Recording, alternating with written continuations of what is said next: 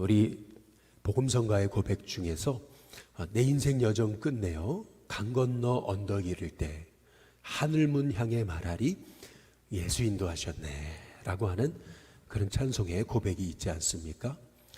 우리 인생 마무리하는 주님이 부르시는 그날 많은 우리 자녀와 자손들 앞에서 나처럼 아버지처럼 어머니처럼 믿음으로 살았으면 좋겠다. 믿음으로 살아라 라고 우리가 마무리를 그렇게 아름답게 한다면 참 그 인생은 참 잘 사는 인생이다 라고 우리가 볼 수 있을 것입니다.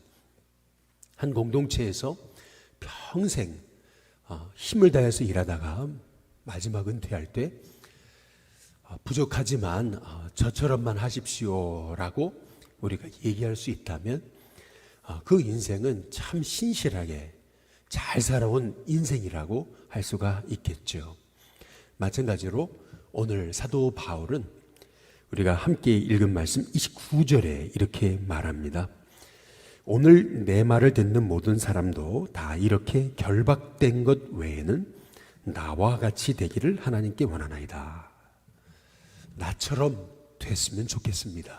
이제 이렇게 바울이 고백하는 것을 볼 수가 있거든요. 참 멋진 말입니다.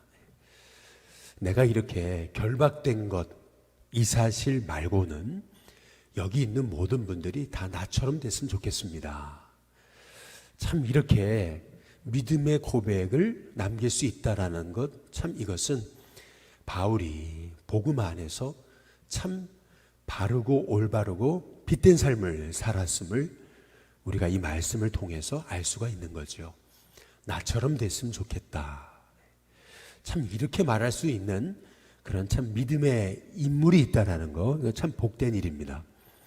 보통 우리는 나처럼 하지 말아라. 아버지처럼은 살지 말아라. 어머니처럼은 살지 말아라. 이제 보통 그렇게 이제 얘기하잖아요. 제가 제 인생을 뒤돌아 보니까 참 이런 점이 참 후회가 되는데 저처럼은 하지 마십시오 라고 이렇게 보통 말하는 것이 인생의 그 보통의 결론이 아니겠습니까? 그러나 바울은 이렇게 아그리빠 또 베스도 총독과 분봉왕 앞에서 나처럼만 됐으면 좋겠습니다 라고 이렇게 고백할 수 있다는 이 사실이 참 멋지고 아름답습니다. 저와 여러분의 인생이 이런 사도 바울의 인생과 같은 하나님의 복을 누리시기를 주님의 이름으로 축복합니다. 그렇다면 바울이 어떻게 이렇게 자기가 결박되고 환난당하고 고소받고 죽이려는 자 앞에서 나처럼만 됐으면 좋겠습니다 라고 자신 있게 당당하게 두려움을 이기고 그렇게 고백하고 선포할 수 있었는가? 오늘 말씀에 해답이 되는 말씀이 하나 나와요. 그것이 뭐냐면 19절에 보시면 아그리빠 왕이요 그러므로 하늘에서 보이신 것을 내가 거스르지 아니하고 이렇게 말합니다.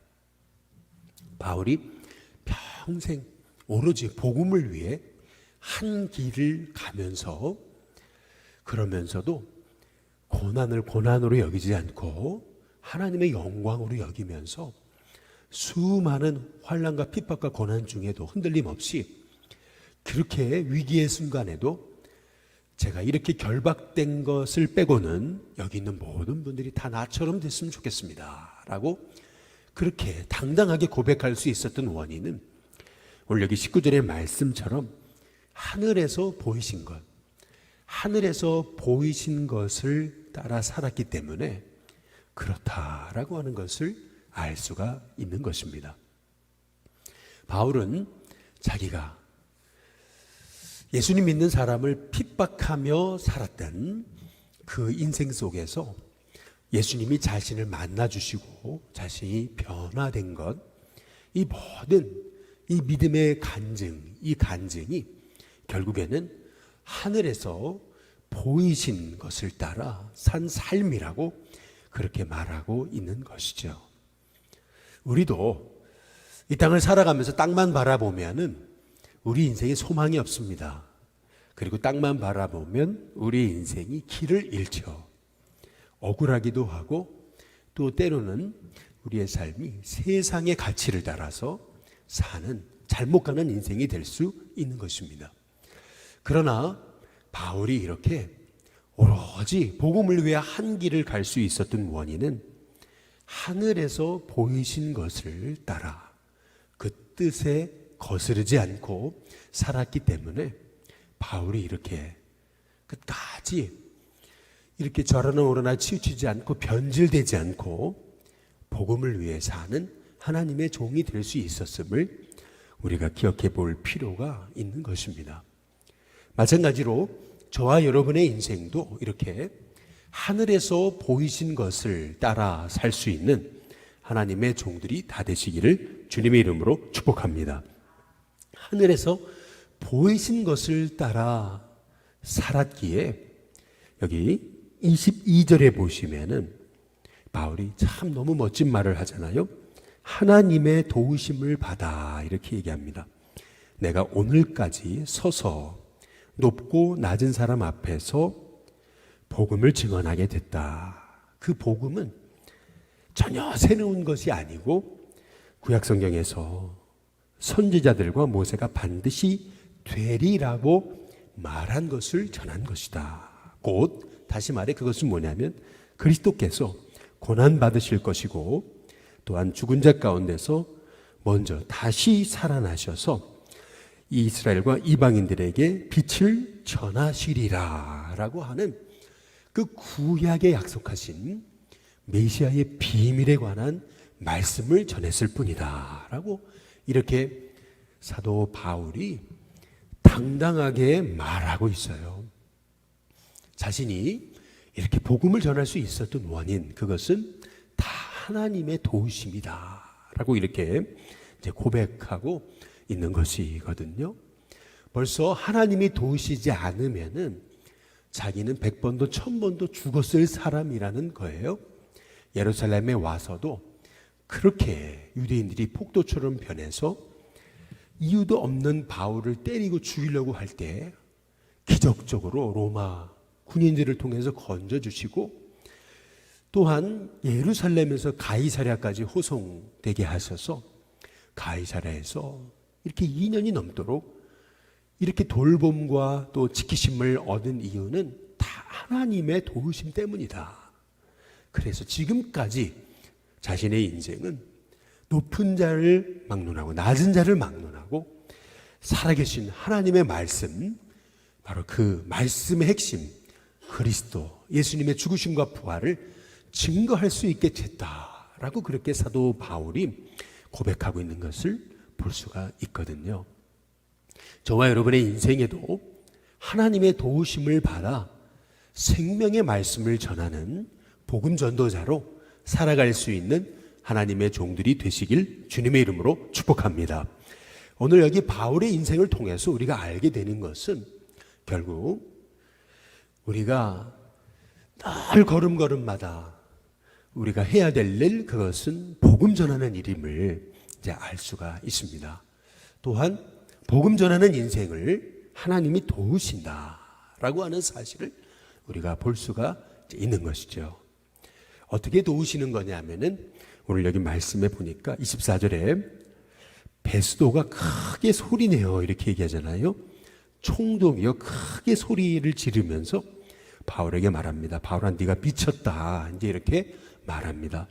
내 많은 학문이 너를 미치게 한다라고 이렇게 말해요. 베스도가 크게 소리를 내면서 크게 소리 지르면서 이 미친놈 바울아 이제 이렇게 이제 얘기를 했다라고 하는 것은 보통 사람들이 대화 가운데 자꾸 소리를 높인다, 소리를 지른다라는 얘기는 결국에 그 상대방이 하는 얘기가 옳다는 얘기거든요. 바울이 전했던 그 말씀이 이 베스도의 마음을 소위 세상 말로 후벼파게 된 거죠. 아주 그 가슴 깊은 곳까지 이 바울이 증거했던 생명의 복음이 베스도의 심정을 흔들어 놨던 것을 이제 알 수가 이제 있는 거예요. 그 대답에 바울의 대답이 참 멋집니다. 이 미친놈아라고 이렇게 얘기했는데 바울의 대답이 너무 멋져요. 그것은 뭐냐면 25절에 보시면 바울이 대답합니다. 베스도 각하여 라고 이렇게 말해요. 이게 참 왜 이렇게 멋있는 거냐면은 더들로가 이 베스도에게 아부하기 위해서 썼던 말이 베스도 각하라고 하는 표현입니다. 이 사도 바울은 지금까지 베스도에게 각하라고 하는 표현을 하지 않았잖아요. 그런데 이렇게 자기를 이 미친놈아라고 하는 그러한 그 베스도 총독에게 베스도 각하여 라고 최고의 존칭을 사용하면서 아주 지혜롭게 내가 미친 것이 아니고 참되고 온전한 말을 하는 것뿐입니다 라고 그렇게 말하는 것을 볼 수가 있어요. 바울이요 전혀 그 베스도의 말에 흔들림이 없었음을 오늘 이 말씀을 통해서 이제 볼 수가 있는 것이거든요. 뿐만 아니라 26절에 보면은 이제는 아그리빠 왕에게 이렇게 얘기해요. 왕께서는 이 일을 아시기로 내가 왕께 담대히 말씀드립니다. 이 일에 하나라도 아시지 못함이 없는 줄 저는 믿습니다. 이 아그리빠 왕이라고 하는 이 인생은 헤롯의 증손자로서 소위 헤롯가는 예수님의 복음과 아주 밀접하게 연관된 사람이라고 하는 것을 바울이 알고 있었던 것이죠.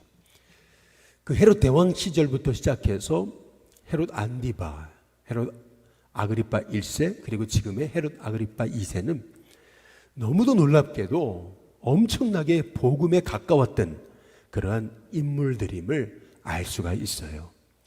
끊임없이 그들은 복음 들을 기회가 있었고 또 예수님을 실제로 헤롯 안디바는 만나기도 했잖아요.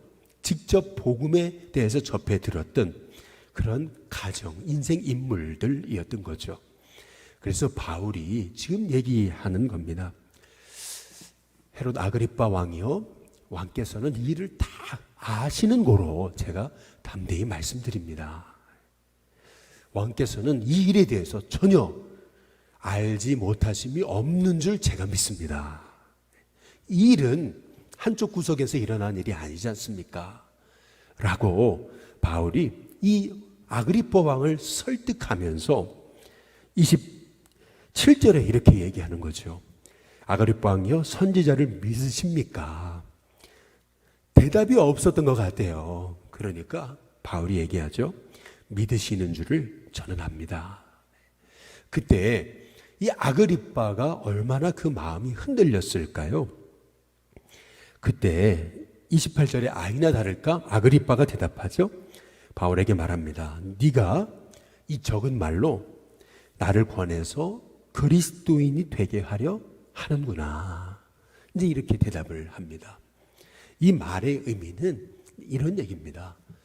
너가 지금 하는 그 몇 마디 말로 하마터면 나를 그리스도인 만들 뻔했다. 이제 이런 그런 얘기입니다. 쉽게 말하면 almost 크리스찬이 되게 할 뻔했다. 이제 이렇게 이제 말하고 이제 있는 것이죠. 얼마나 바울이 진심으로 이 베스도와 헤롯 아그리빠 왕 앞에서 생명의 복음을 전했는지를 오늘 말씀을 통해 우리가 알 수가 있는 것이죠. 언제나 진심은 통하게 돼 있는 거고요. 언제나 복음은 사람들의 심령을 움직이게 돼 있는 겁니다. 언제나 생명의 말씀은 아무리 이렇게 베스도처럼 권세밖에 모르고 헤롯 아그리빠처럼 소위 물질과 그리고 음란에 방탕함에 빠져있는 인물조차도 이 복음 앞에는요 그들의 심령이 찔리고 또 자책을 느낄 수밖에 이제 없는 것이죠. 그러나 그들이 가지고 있는 게 너무 컸기 때문에 그들이 소유하고 있는 게 너무 크니까 이제 그 소유하고 있는 것을 내려놓을 수가 없었던 거죠. 결국 바울이 그들의 그 영적 현실을 알았기에 오늘 29절에 이렇게 말합니다. 바울이 이르되 말이 적으나 많으나 당신뿐 아니라 오늘 내 말을 듣는 모든 사람도 다 이렇게 결박된 것 외에는 나와 같이 되기를 하나님께 원합니다. 참 멋있는 고백을 지금 하고 있어요. 저처럼 이렇게 결박된 것을 빼자면 여기 있는 모든 분들이 다 나처럼 예수님께 붙잡히기를 원합니다. 구원받는 사람이 되기를 원합니다. 하나님의 비밀을 아는 사람이 되기를 원합니다. 예수님 만나기 원합니다. 야, 참 위대한 믿음의 고백을 바울이 남기고 있어요. 오늘 말씀을 통해서 우리가 한 가지 이제 주목해 볼 것이 있어요. 그것은 뭐냐면요, 제가 보게 된 이 말씀을 묵상하면서 옳거니 이거구나라고 생각된 것이 뭐냐면요, 지금 베스도는 바울을 향해서 이 미친놈아라고 얘기합니다. 그리고 뿐만 아니라 이 아그리빠는 아니 네가 그 짧은 말로 나를 이렇게 그리스도인이 되게 하려느냐라고 이렇게 얘기를 하고 있는 상황이에요. 그런데요, 바울은 오늘 여기 말씀해 보니까 한 번도 이 베스도를 또 아그리빠를 지금 사실 음탕한 불륜의 그 삶을 행하고 있는 게 빤히 눈에 보이고 있는 이 아그리빠에게 정면으로 인신공격은 하지 않습니다. 정면으로 그들을 향해서 지금 당신이 이런 죄를 짓고 있지 않습니까? 라고 그렇게 홧김에 그냥 자기 속에 있는 것을 그냥 다 그냥 감정적으로 풀어내고 있지 않다라는 거예요. 대신 아주 절제된 언어를 가지고 복음을 전하고 있어요. 생명의 예수님을 전합니다. 오직 예수님만 전하고 있어요. 이제 그랬더니요, 뭐라 그러냐면은 30절에 왕과 총독과 버니게와 그 함께 앉은 사람들이 다 일어나서 물러가면서 서로 말합니다. 이 사람은 사형이나 결박을 당할 만한 행위가 없구나. 그래서 아그리빠가 베스도에게 말하죠. 이 사람이 만일 가이사 황제께 상소만 하지 않았더라면 석방될 수 있을 뻔했다라고 이렇게 결론 짓는 것을 볼 수가 있습니다. 바울이요, 얼마나 지혜롭고 뿐만 아니라 오로지 복음 전하는 데만 그의 삶의 방향이 맞춰져 있는 것인가라고 하는 것을 바울이 이렇게 이 아그리빠와 베스도가 음탕한 불륜을 행하고 있는 버니게 앞에서 바울이 복음을 전했던 이 너무나 위대한 성경에 나오는 최대의 이 변증, 이 변론, 이 증거를 우리가 찾아볼 수가 이제 있는 것이죠. 저와 여러분의 인생에도 이런 바울의 지혜와 바울의 담대함과 바울의 흔들리지 않는 중심이 있게 되시기를 주님의 이름으로 축복합니다. 특별히 바울이 이렇게 마지막으로 고백했던 것처럼 여러분도 다 저처럼 예수님을 알기 원합니다. 만나기 원합니다. 붙잡히기 원합니다. 차라리 저처럼 돈에 미치는 게 아니고 권세에 미치는 것이 아니고 음란함에 미치는 것이 아니고 예수님께 미쳤으면 좋겠습니다. 참 멋진 말이죠. 얼마나 바울의 이 모습이 아름답는가. 저와 여러분의 인생이 바울이 얘기한 것처럼 하늘이 보이신 것, 하늘에서 보이신 것을 따라 살면서 날마다 하나님의 도우심을 힘입어서 그분의 인도하심에 따라 살아갈 때 저와 여러분의 인생은 평생 내 인생 여정 끝내요. 강 건너 언덕 이를 때 하늘문 향해서 예수 인도하셨네 라고 고백할 수 있는 참 주님이 보실 때 아름다운 주님의 청지기로서 칭찬받는 하나님의 종들이 되게 될 줄로 믿습니다. 오늘 시간 찬송도 507장 우리 함께 찬양 부르겠습니다.